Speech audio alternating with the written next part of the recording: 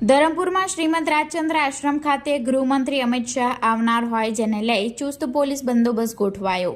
રવિવારના 4:45 કલાકની મળતી માહિતી મુજબ ધરમપુર ખાતે આવતીકાલે 30/12/2024 ને સોમવારના રોજ શ્રીમદ રાજચંદ્ર આશ્રમ ખાતે દેશના ગૃહમંત્રી અમિત શાહ આવનાર હોય જેની તૈયારીના ભાગરૂપે ચુસ્ત પોલીસ બંદોબસ્ત ગોઠવી દેવામાં આવ્યો છે।